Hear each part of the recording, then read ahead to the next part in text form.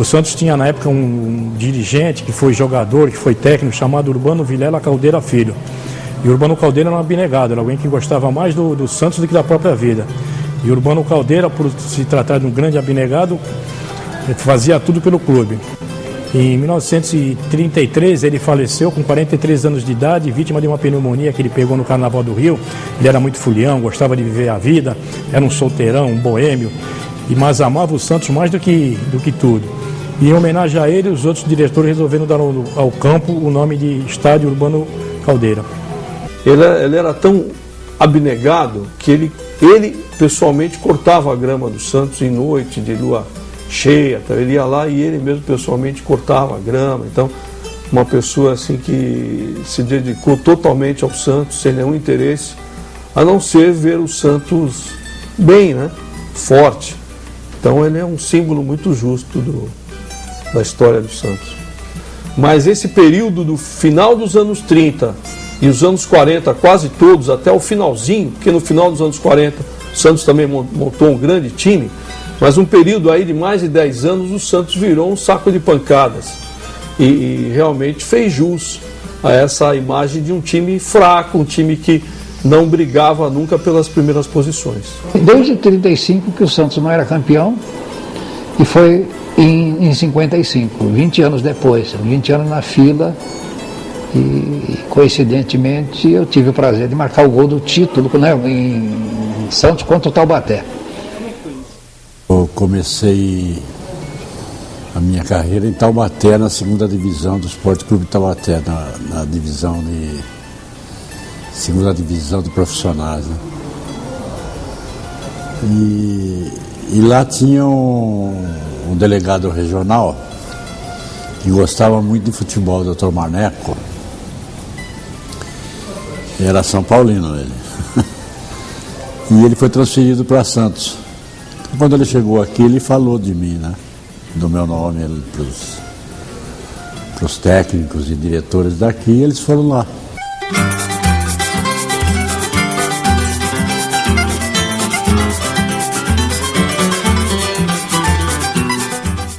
O que se conta é que o Zito era mesmo o homem que podia gritar com Pelé, né? Que não é pouco. E ele meio que organizou. Todo o time precisa de um xerife, né? Precisa de uma voz de comando em campo e tal. Senão acaba sendo um time talentoso, mas sem ordem. É, um pouco exagerada, porque não era bronca no Pelé. Naquela época o treinador não podia entrar em campo. Então o capitão do time tinha funções de treinador lá dentro. Alguém tinha que comandar lá dentro, entendeu? E isso cabia ao capitão do time, né? E eu comandava, eu brigava, eu xingava, exigia. Às vezes eles se acomodavam, faziam 2 gols, se acomodavam, e aí você tinha que apertar e tal, para tomar aquele trem de jogo que interessava, né? E aí não tinha Pelé, não tinha ninguém, não tinha nome, não tinha... eram só todos.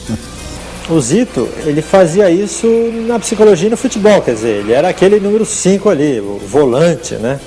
Então ele organizava, de certa forma, o time e gritava, tal, e estava ali no meio mesmo, arrumando as coisas. Era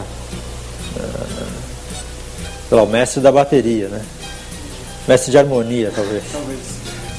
Zito, um exemplo de jogador, capitão mesmo.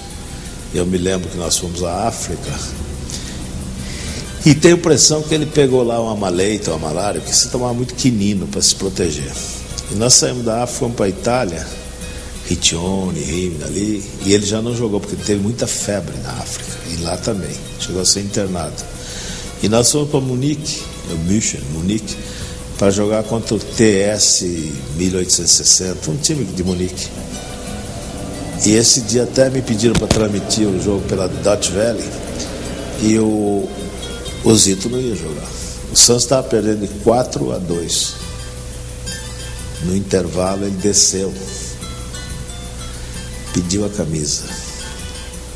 O Antônio Fernandes, dá a camisa aqui. Meteu a camisa, foi pro campo, xingava, conduzia, só jogou de 5-4. 5-4. O Zito era um volante que reunia tudo, ele marcava muito bem, ele entregava razoavelmente, não era um super craque na entrega, mas ele tinha uma garra, ele tinha uma força de vontade, ele era vibrante, os 90 minutos. Foi, sem dúvida, um extraordinário médio volante. Naquela época era considerado o sexto atacante. O Santos tinha cinco atacantes e mais o Zito, que chegava. Então, o Zito tinha uma liderança excelente sobre os demais companheiros. Ele é de uma geração um pouco anterior, né? E a gente o respeitava muito. De vez em quando ele xingava muito ainda, mas também de vez em quando a gente xingava ele, né? O Santos foi vice-campeão em 48, o Santos foi vice-campeão em 52. Então ele tinha um time, o Santos teve jogadores convocados para a seleção pan-americana. Então não era um time totalmente desclassificado, mas era uma época em que se consolidou a imagem do trio de ferro, né? Que era do Palmeiras, o Corinthians e o São Paulo. Times muito fortes e que realmente, mesmo o Santos, nas suas melhores temporadas, não conseguia fazer frente. Bom, quando eu cheguei, o Santos estava em formação, né? Um time novo, né? Nós tínhamos um treinador de juniores muito bom, que era o Lula.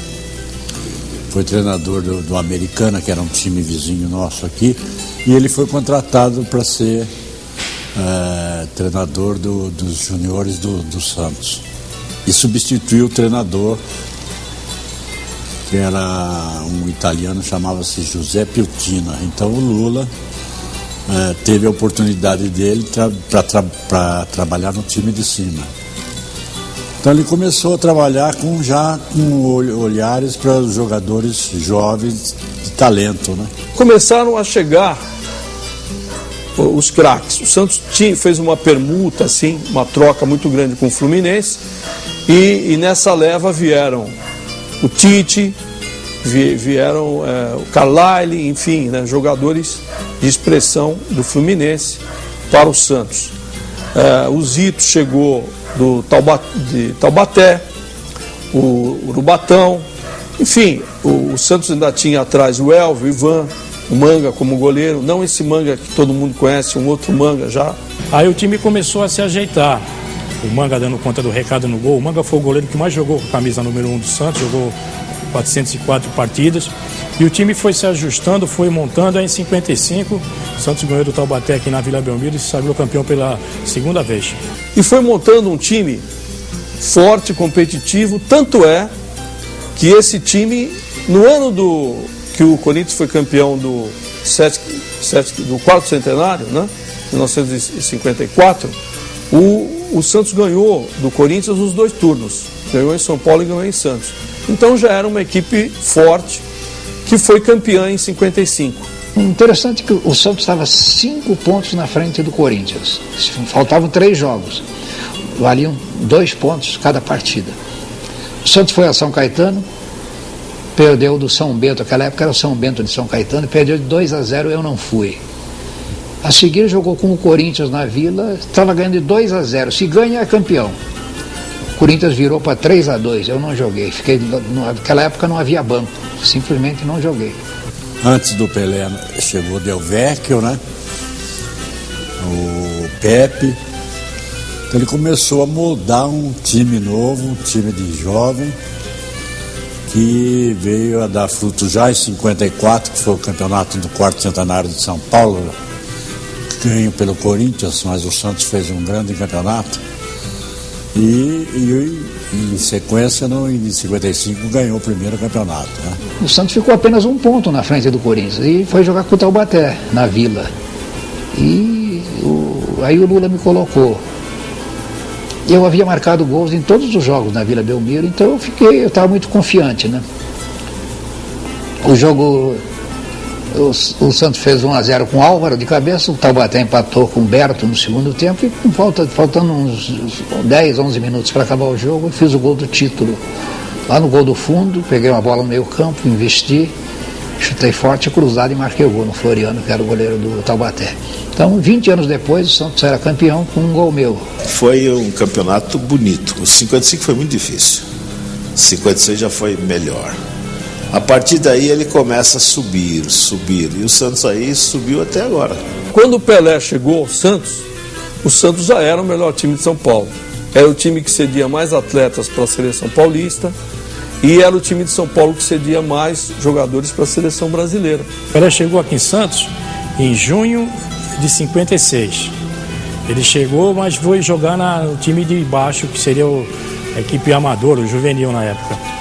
E ele participava, jogava com a molecada, mas ao mesmo tempo o Lula já puxava o Pelé para jogar no time de cima. Tanto é que em 56 ele chegou a treinar com os profissionais, mas não estava inscrito no Campeonato Paulista, e ele não foi campeão pelo Santos em 56.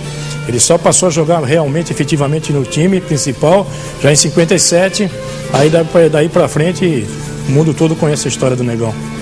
Agora quem dá bola é o Santos. O Santos é o novo campeão.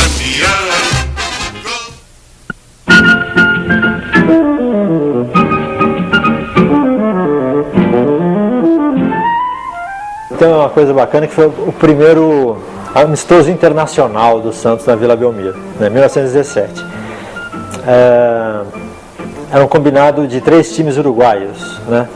Dublin, Nacional e Wanderers.